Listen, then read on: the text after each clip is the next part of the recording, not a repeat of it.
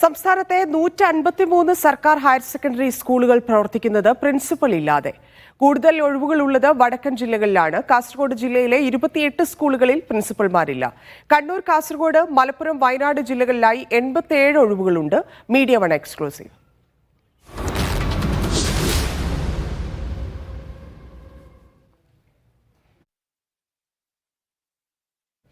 ഗോപാൽ ശീലാസനിൽ ചേരുന്നുണ്ട്.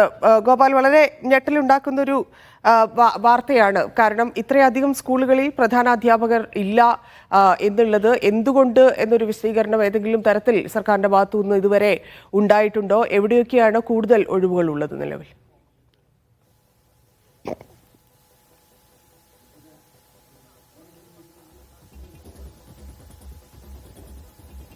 അതിന്റെ തയ്യാറെടുപ്പുകൾ നടക്കുമ്പോഴാണ് ഇത്തരത്തിൽ സംസ്ഥാനത്ത് 153 സ്കൂളുകൾ 2.5 വർഷത്തോളമായി പ്രവർത്തിക്കുന്നത് പ്രിൻസിപ്പൽമാർ ഇല്ലാതെയാണ് എന്ന തരത്തിലേക്കുള്ള വിവരം പുറത്തു വരുന്നത്. അതും വടക്കൻ ജില്ലകളിലാണ് ഈ പ്രിൻസിപ്പൽമാരുടെ ക്ഷാമം ഏറ്റവും കൂടുതലായുള്ളത്. ജില്ലകളുടെ കണക്കെടുത്ത് പരിശോധിക്കുകയാണെങ്കിൽ കണ്ണൂർ, കാസർഗോഡ്, മലപ്പുറം, വയനാട് ജില്ലകളിലായി 87 സ്കൂളുകളിൽ ഇത്തരത്തിൽ പ്രിൻസിപ്പൽമാരില്ല. അതിൽ കോഴിക്കോട് ജില്ല, മലബാർ മേഖലയിൽ കോഴിക്കോട് ജില്ലയിൽ മാത്രമാണ് പ്രിൻസിപ്പൽമാരുടെ എണ്ണത്തിൽ വളരെ കുറവുള്ളത്. അതായത് ഒരു ഒഴിവ് മാത്രമാണ് ഈ വടക്കൻ ജില്ലയിൽ ആയിട്ടുള്ള കോഴിക്കോടുള്ളത്. മറ്റ് ജില്ലകൾ എടുത്തു നോക്കുകയാണെങ്കിൽ കാസർഗോഡ് 28, മലപ്പുറം 23, കണ്ണൂർ 21, വയനാട് 15 എന്നിങ്ങനെയാണ് ഈ മലബാർ ജില്ലകളിലെ കണക്കുകൾ മുന്നോട്ട് പോകുന്നത്. തിരുവനന്തപുരം, കോട്ടയം, അതിനോടൊപ്പം തന്നെ കൊല്ലം, പത്തനംതിട്ട ജില്ലകളിൽ ഒരു ഒഴിവുകൾ പോലുമില്ല.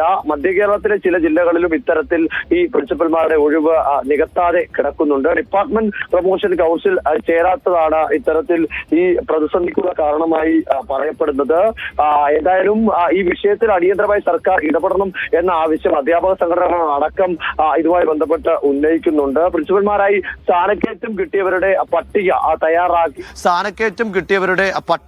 തയ്യാറാക്കി ഏകദേശം മാസങ്ങൾ പിന്നിടുന്നു എന്നുള്ളതാണ് ഏറ്റവും പ്രധാനപ്പെട്ട കാര്യം. ആ പട്ടികയ്ക്ക് ഒരു അനക്കവുമില്ല. ആ പട്ടികയിൽ നിന്ന് നിയമനം നടക്കുന്നില്ല. അതിനോടൊപ്പം തന്നെ ഈ പ്രിൻസിപ്പൽമാരുടെ സ്ഥാനക്കയറ്റവും സ്ഥലം മാറ്റവും നടക്കാതിരിക്കുകയും മറ്റ് സ്കൂളുകളിൽ ഇത്തരത്തിലേക്ക് പ്രതിസന്ധികൾ ഉണ്ടാവുകയും ചെയ്യുമ്പോൾ അത് അധ്യയനത്തെയും വിദ്യാർത്ഥികളുടെ പഠന നിലവാരത്തെയും എല്ലാം ബാധിക്കും എന്ന തരത്തിലേക്കുള്ള പലതരത്തിലേക്കുള്ള പ്രശ്നങ്ങളും പ്രതിഷേധങ്ങളും എല്ലാം തന്നെ ഉയരുന്നുണ്ട്. അപ്പോഴും ഇനി എപ്പോഴാണ് ഈ പ്രിൻസിപ്പൽ നിയമനങ്ങൾ നടക്കുക എന്ന ചോദ്യമാണ്. കാരണം 2 മാസം, മാർച്ച് മാസത്തോടു കൂടി തന്നെ എല്ലാ പരീക്ഷകളും പൂർത്തിയാകും. ഇനി 1 മാസം പോലും അധ്യയനത്തിനായി ബാക്കിയില്ല. 15 ദിവസം, കൃത്യമായി പറയുകയാണെങ്കിൽ 15-ൽ താഴെ ദിവസങ്ങൾ മാത്രമാണ് സ്കൂളുകളിൽ അധ്യയനത്തിനായി ബാക്കിയുള്ളത്. അതിനുശേഷം എല്ലാം പരീക്ഷാ നടപടിക്രമങ്ങളാണ്. ആ ഘട്ടത്തിലാണ് ഇത്തരത്തിൽ നാഥനില്ലാ കളരികളായി പല ഹയർ സെക്കൻഡറി സ്കൂളുകൾ, സർക്കാർ ഹയർ സെക്കൻഡറി സ്കൂളുകൾ പ്രവർത്തിക്കുന്നു എന്നുള്ള വാർത്തകൾ പുറത്തു വരുന്നത്. അതിൽ കൃത്യമായ ഇടപെടൽ വേണമെന്ന ആവശ്യവുമായി പല അധ്യാപക സംഘടനകളും ഈ ഇത്തരത്തിൽ മറ്റ് വിദ്യാഭ്യാസ മേഖലകളിൽ പ്രവർത്തിക്കുന്ന വിദഗ്ധരും അഭിപ്രായപ്പെടുന്നുണ്ട്.